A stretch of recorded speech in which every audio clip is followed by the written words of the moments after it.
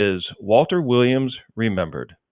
Well, there was some sad news this past week. One of my personal heroes died on Monday, December the 1st, and I'm talking here about Dr. Walter Williams. Dr. Williams was an economist and was a professor for many years at George Mason University in Virginia. Uh, but he wasn't just an academic. He was also somebody who was very well known as a public intellectual. And if say you were someone who's in the liberty movement or a liberty-minded person, and maybe a libertarian, or maybe you're a conservative, or something along those lines, the name Walter Williams is probably one that you recognize, because he wrote a newspaper column for many years, probably about 40 years or so. And he was also pretty well known as one of Rush Limbaugh's regular guest hosts.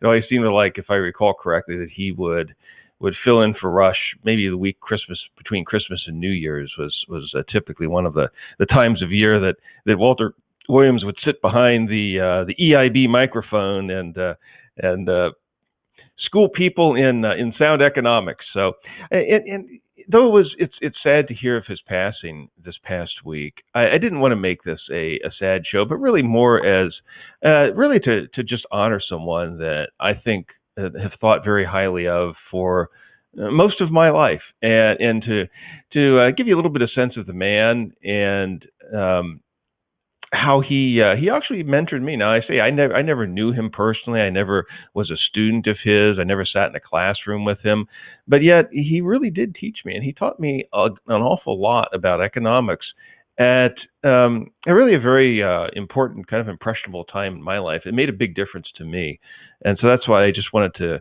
I really think of this episode more as just a public thank you to Dr. Williams for all of the wonderful work that he did, and how much his work has meant to me over many years. There's an article, I guess it was it was a write-up. I don't know if you call it an obituary, maybe a write-up would be more like it, in the New York Times, that was done. In fact, it was just today, December the 4th. I'll read a little bit of that to you here. So here we go. Quote, Walter E. Williams, 84, dies. Conservative economist on black issues. Skeptical of anti-poverty programs, he was a scholar who reached a wide public through a newspaper column and books, and as a fill-in for Rush Limbaugh. Now, let me just read a little bit of this. This is actually a pretty good write-up. I mean, it's in the New York Times, so I mean, they're not the kind of people who would necessarily be favorable to Walter Williams' views. If you are familiar with Walter Williams, of course, he was somebody who believed in free market and laissez-faire economics, capitalism, and he was also somebody who believed in limited government. So he had a very biblical view of economics and politics. And I don't know for sure. I strongly suspect he was a Christian himself. I know I heard him make numerous references to church and church-related things over the years, and I very strongly suspect he was a Christian. And I do know, in terms of his writings, in terms of his beliefs about economics and politics, they certainly were consistent with the scriptures. Before I get started here, I also wanted to say hi to everybody on live stream. This is my second go at live stream. You know, it was funny. I did the first one was on. It was on Thanksgiving, and I was trying out a new program. Actually, I had live streamed on Twitter a few times before that, but I got this new program. It's called Restream, and it lets you stream across a number of different platforms all at once. Well, I got the thing all set up, and I was going, and I was having a pretty good time with the Thanksgiving episode. And I got done. At the end of it, I saw that somebody had sent me a message, and he said something like, "Dude, your audio's off." So I was sitting here yammering on for about 45 minutes, and there wasn't any sound. Fortunately, I did record it as a podcast, so I did get the audio on another device. But that was, well, you know, doing podcasting and blogging and writing and things like that. It has its humbling moments. And that was one for me. So I think I've got the audio on this week. I learned how to check that. So hopefully, if you don't hear me and you're watching out there, please be kind enough to drop me a chat and let me know. Anyway, so back to the article here. This is the New York Times. Excuse me. This is the New York Times write-up on Walter Williams. Walter E. Williams, a prominent conservative economist, author, and political commentator who expressed profoundly skeptical views of government efforts to aid his fellow African Americans and other minority groups, died on Tuesday on the campus of George Mason University in Virginia, where he taught for 40 years. He was 84. His daughter, Devin Williams, said he died suddenly in his car after he had finished teaching a class. She said he had chronic obstructive pulmonary disease and hypertension. As a public intellectual, Mr. Williams moved easily between the classroom and public forums that gave him a wide reach. He wrote a syndicated column, lectured across the country, and frequently appeared on the radio as a substitute host for the ardently conservative Rush Limbaugh. The author of about a dozen books, including The State Against Blacks, Mr. Williams was the subject of a 2014 PBS documentary, Suffer No Fools, in which he maintained that anti-poverty programs were subsidizing slovenly behavior. The welfare state has done to black Americans what slavery could not have done, Jim Crow and the harshest racism could not have done, namely to destroy the black family, Mr. Williams declared in Suffer No Fools. So that kind of gives you a little bit of a flavor of Walter Williams. And one of the things that, maybe just to tell you a little bit about him, just from my own personal experience. You know, when I was growing up, and this is back when I went to school, I graduated high school in 1984. And when I was going to school and growing up, I went to public school. You know, I'm a product of public school, okay? And I went to public school my whole life. And going through public education, you know, you kind of got this sense, I mean, and nobody stated this explicitly, but you kind of got this sense that if you had any ambition, say, of being a scholar, you know, a serious scholar in any field, that you really had to adopt a set of beliefs that were at odds with Christianity. You know, you had to be a Darwinist in terms of your thinking about mankind. You had to be a you know, some kind of a collectivist in terms of your economics. You had to be a big government guy in terms of your politics. Now, again, nobody ever explicitly stated this. It was more implicit in the kind of education we received. Because, of course, when you're talking about public education, what you're doing is you're talking about government education. So, I mean, of course, you're going to get an education that favors what? Big government. And I always got this sense that when I was going to school, that I wasn't really being taught straight, that I wasn't getting a straight scoop. But I didn't know what the truth was, and I was very confused, and I was very frustrated. And in fact, I was a pretty crummy student when I was in high school, and part of it was because I didn't trust the kinds of things that I was being taught. It just didn't. It didn't seem quite right to me. But if you'd really pressed me on the issues, I would have had a hard time really articulating for you why I thought that. But I tended not to have a whole lot of interest in academics. I did very poorly when I was in high school.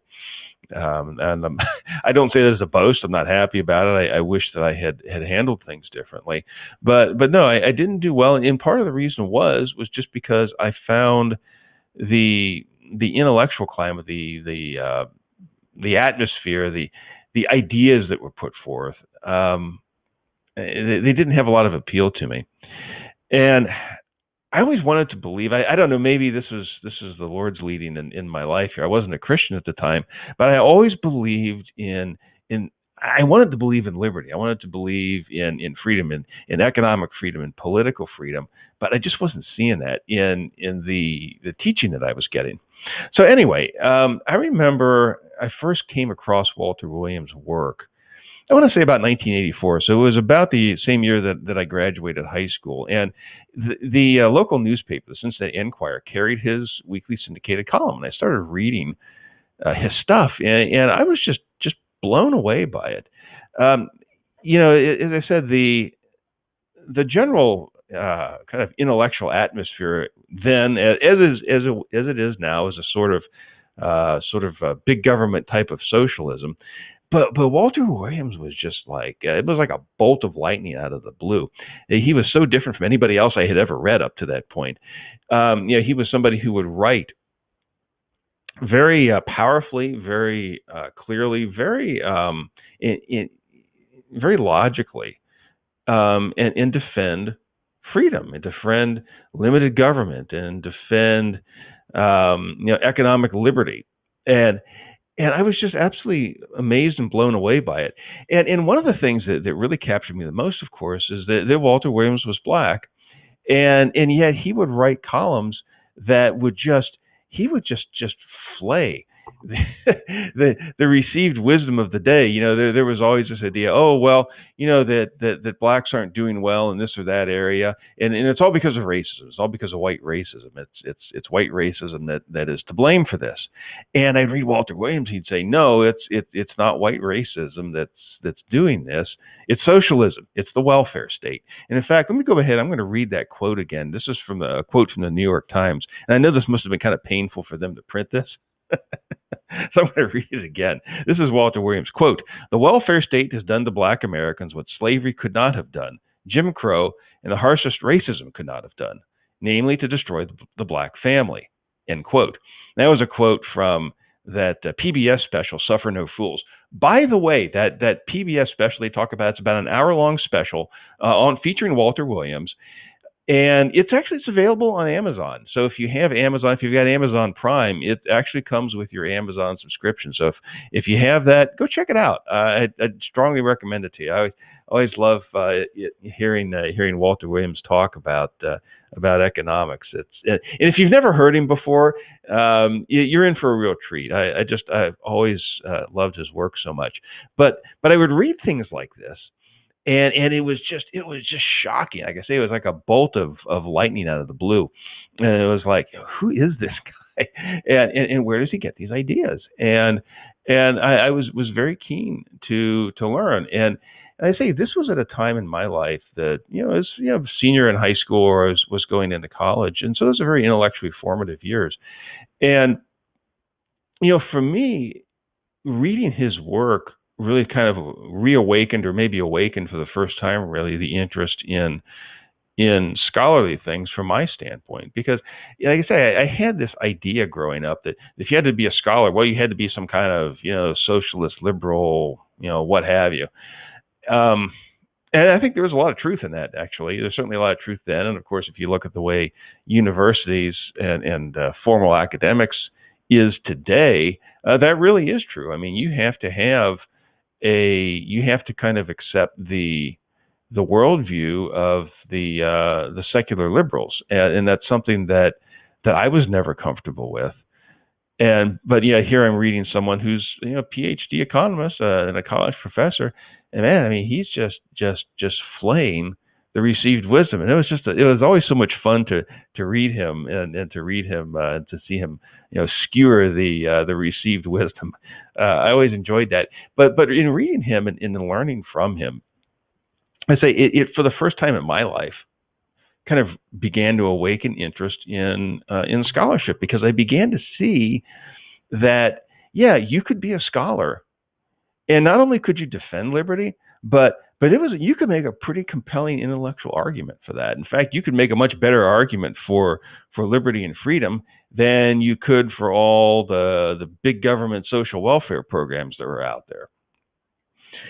So that was one of the big takeaways that I got from Walter Williams and from his work over the years, was just the fact that good scholarship can really be used to support liberty. Now, I wasn't even a scripturalist at the time. When I talk about scripturals, I'm talking about the work particularly of Gordon Clark and John Robbins. And this was years before I even read their stuff. But his work, Walter Williams' work, actually kind of helped prepare me for reading some of the work of Gordon Clark and John Robbins much later on. It was probably about another 18 years or so. It wasn't until about the year 2000 or so that I actually started to read Clark and Robbins. But this was in, say about 1984 or so when I started reading Walter Williams. So anyway, going through this article a little bit, let me read a little bit more of that. Here's a kind of give you a little more flavor of Walter Williams. Walter Williams, argued that many well-intentioned government programs, including the minimum wage and a law that in effect mandates union wages on federal construction projects, hurt disadvantaged Americans, particularly black people. In an influential essay, Minimum Wage, Maximum Folly, published in 2007, he argued that a minimum wage, it was $5.85 at the time, came with legally mandated fringe benefits such as employer payments for Social Security, Medicare, unemployment compensation, and worker compensation programs at federal and state levels that run as high as 30% of the hourly wage. And Williams goes on to say, quote, put oneself in the place of an employer and ask, does it make sense for me to hire a worker who is so unfortunate as to have skills enabling him to produce $4 worth of value per hour when he's going to cost me $8 an hour? Most employers would see doing so a losing economic proposition and not hire such a worker, end quote. Well, duh. And it's amazing though that Walter Williams, he makes this point. He makes it very powerfully, right? I mean, if you're say an employee, maybe you've got limited skills for whatever reason, maybe it's your first job, for example, and somebody hires you on, and maybe you only produce $4 an hour, but they got to pay you $8 an hour. Well, who's going to do that? I mean, that's you're going to have a hard time getting a job there like that. And what minimum wage does is it hurts low skill employees because they can't find employment. It hurts people who are looking for an entry level job because they can't find a job that will pay them at a rate that their skills justify. Yeah, and that's a pretty compelling argument. And yet there are so many people, and we're talking about PhD economists at some of the most prestigious universities in the United States or around the world, who argue that minimum wage is a great idea. And what that is, of course, is that's government interference in the economy. And of course, one of the biggest sources of that interference, and we've talked about that, I think a little bit in my podcast. I know I've written quite a bit about it.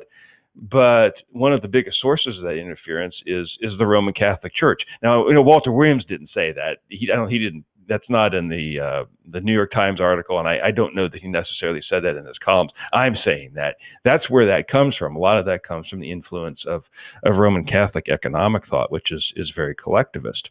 So let's continue on here with the New York Times article. Mr. Williams contended that the civil rights legislation championed by President Lyndon B. Johnson in the 1960s had actually worsened race relations by seeking an equality of result in terms of voting rights and bans on discrimination, rather than equality of economic opportunity, which he said might better have lifted more Black Americans out of poverty and dependence on public welfare programs. Oh my goodness.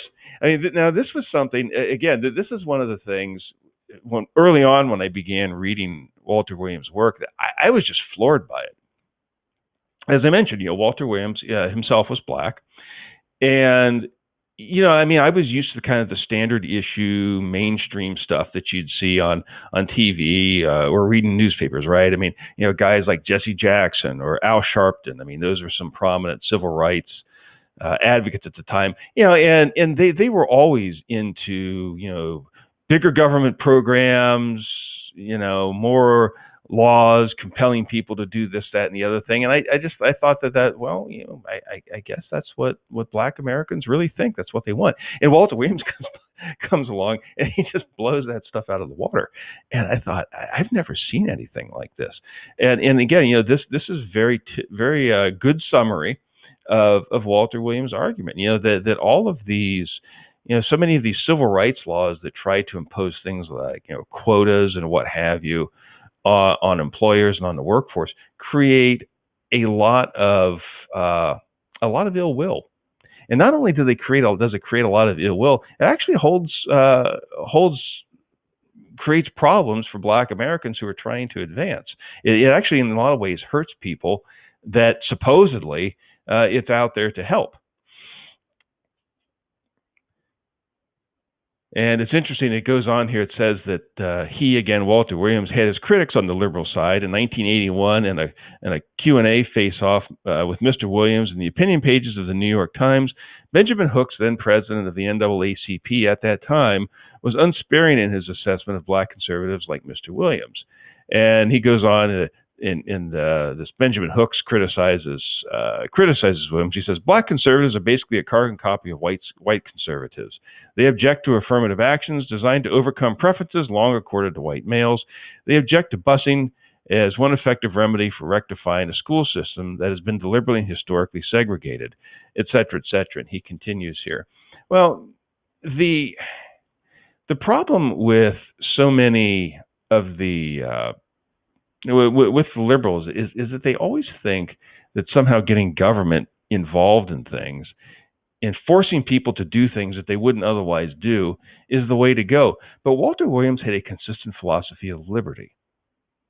He had a consistent philosophy of liberty. You think about what Jesus said. Jesus said, "If the Son of Man shall make you free, you shall be free indeed."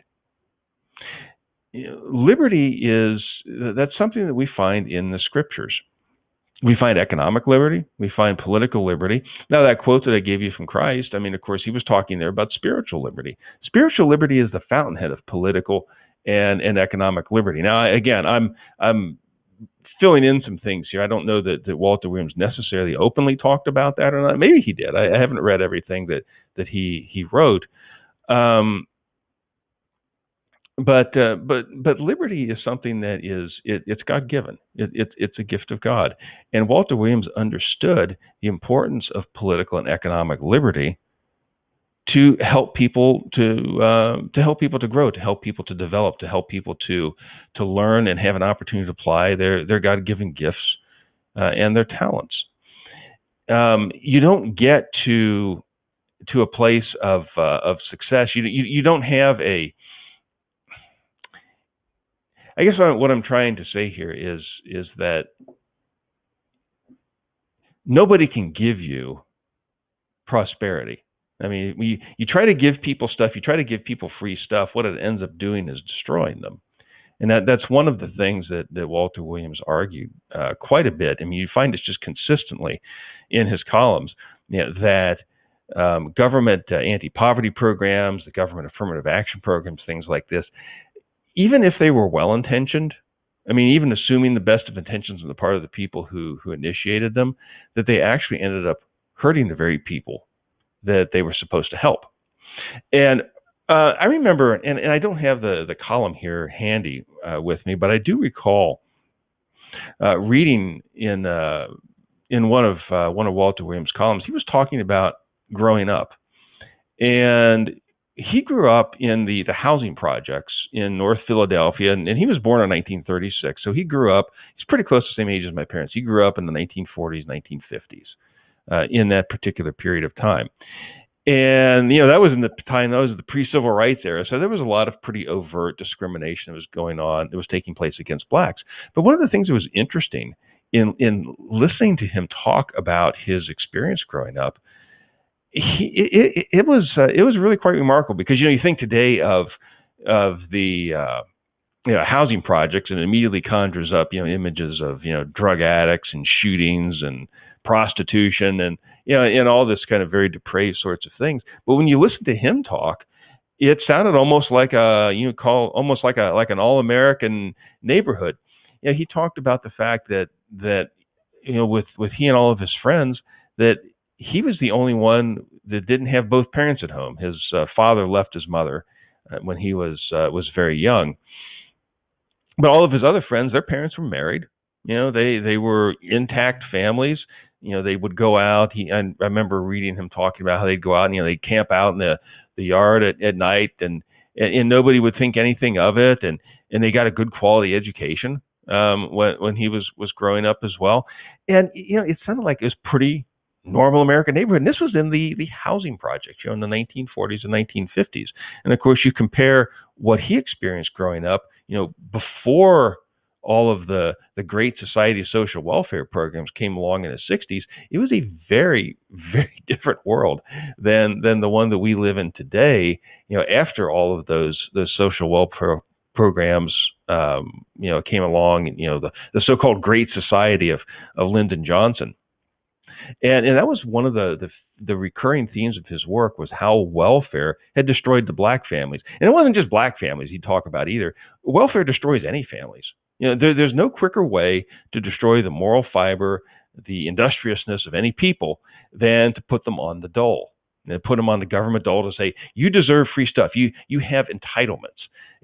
You could sum up a pretty good chunk of Walter Williams' work as is sort of a career making war on the word entitlement.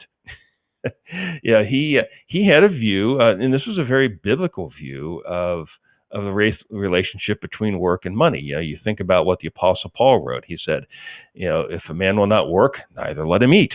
And of course you say that today, and people tend to recoil in horror. Oh my gosh, you can't be that cruel. How can you be so terrible? Well, I mean, that's what the Bible teaches. And that is also very sound economics, and that is what Walter Williams also taught in his public work, and I'm sure he probably did in the classroom as well. I know him from the work that he did publicly as a writer, as a columnist, or as a author of books, or as a radio talk show host. I know he always supported the idea that people had a responsibility to work. And if they wanted something, that it was, if you wanted something, your job, you had to go out and you had to work for it. You didn't have a right to sit and claim, I've been disadvantaged or discriminated against or something like this. Now you owe me free stuff. Because of course that's very much in vogue. It was in vogue back in the 1980s when I first started reading Walter Williams. That was very much mainstream in the 1960s when Lyndon Johnson was president, and of course. It's gone hyper-nuclear in our own day. I mean, that's, if you don't think that say giving out reparations, for example, is a great idea, well, you're a really terrible person. But I mean, that's the very kind of thing that Walter Williams opposed throughout his career consistently. In fact, it even says here, Mr. Williams also opposed affirmative action programs and proposals to pay reparations to black people for slavery. The problems that black people face are not going to be solved by white people, he said. And that's true. I mean, the only way that you're ever going to get anything is you have to go out and you have to apply yourself. You're not going to, nobody can give you a career. Nobody can give you skills. Those are things that you have to go out and you have to apply yourself. And if you have the sense that you're entitled and that somebody owes you something just because of who you are, well, you're going to find you're not going to get very far in your life, and you're probably going to be pretty bitter. So, and the article goes on to talk about how he became an economist. He actually got his PhD from UCLA out in Los Angeles, and it also goes on to talk about how he returned to Philadelphia, where he grew up. He taught at Temple University from 1973, and then in 1980 he moved on to George Mason University. He was also an adjunct scholar at the Cato Institute. That's it's a libertarian think tank. And I'm going to go ahead. I'm going to put this article in the show notes. I know the New York Times. I mean, you do have to have a subscription to get to it, but if you do have one, you can go ahead and read the write-up. It's actually, like I say, it's quite a good write-up. It's better than I would expect from the New York Times because, of course, philosophically, Walter Williams is very different from the editorial staff of the New York Times. And just to give you another flavor of Walter Williams' work, there's a recent column. This is maybe a couple. No, it was back actually September 23rd, so a little bit over 2 months ago. It's a column that he wrote. I'm getting this from Town Hall, and I'm going to put this in the show notes as well. But it's called Language and Thought. And here's Williams writing. He says, 17th century poet and intellect John Milton predicted, when language in common use in any country becomes irregular and depraved, it is followed by the ruin and degradation. Gore Vidal, his 20th century intellectual successor, elaborated, saying, as societies grow decadent, the language grows decadent too. Words are used to disguise, not to illuminate. Sloppy language permits people to get away with speaking and doing all manner of destructive nonsense without being challenged. And he continues, Williams does, let's look at the concept of white privilege, the notion that white people have benefited in American history relative to and at the expense of people of color. That's what white privilege is. It appears to be utter nonsense to suggest that poor and destitute Appalachian whites have white privilege. How can one tell if a person has white privilege? One imagines that the academic elite who coined the term refer to whites of a certain socioeconomic status, such as living in the suburbs with the privilege of high-income amenities. But here's the question. Did Nigerians in the U.S. have white privilege? As reported by the New York Post this summer, 17% of all Nigerians in this country hold master's degrees, 4% hold a doctorate, and 37% hold a bachelor's degree, according to the U.S. Census Bureau's 2006 American Community Survey. By contrast, 19% of whites have a bachelor's degree, 8% have master's degrees, and 1% have doctorates. What about slavery? Colleges teach our young people that the U.S. became rich on the backs of free black labor. That is utter nonsense. Slavery does not have a very good record of producing wealth. Think about it. Slavery was all over the South and outlawed in most of the North. I doubt that anyone would claim that the antebellum South was rich and the slave-starved North was poor. The truth is just the opposite. In fact, the poorest states and regions of our country were places where slavery flourished: Mississippi, Alabama, and Georgia, while the richest states and regions were those where slavery was outlawed: Pennsylvania, New York, New Jersey, and Massachusetts. And again, the column continues. It's really good stuff. I'm going to go ahead and put that in the show notes as well. But it just goes to show you, again, that gives you kind of a sense of the flavor of his argumentation and how he could really refute so many of those arguments that we hear. I mean, you watch the news, you hear people talk, and you hear that term white privilege. I mean, that's a very common, almost a buzzword today. And here he really eviscerates the idea by saying, hey, how do you explain the fact that, say, Nigerians, he's using Nigerians as an example, how is it that Nigerians in the United States actually have stronger educational backgrounds, percentage-wise anyway, than the average white American? Or, how is it possible that the South, which held slaves, in the North, which was relatively poor compared to the North, which didn't have slaves? We're constantly told that America was built on the back of slaves, and that slaves are responsible for building the United States. And as he notes here, slavery has a really crummy track record for building wealth. You don't build wealth that way. And of course, that shouldn't surprise us as Christians, right? Because slavery is not Christian. If you want to read a little bit more about slavery, there's a wonderful little booklet by John Robbins. It's called Christianity and Slavery, and it's an exposition of the book of Philemon. And if you read through Philemon, that's where you really get some explicit detail in the New Testament about abolishing slavery. You really find that strongest arguments right there in Philemon, and John Robbins does a brilliant job explaining that. I'm not going to go into that right now, but you may want to check that out. It's a really great little book. It's in print. You can get it from the Trinity Foundation.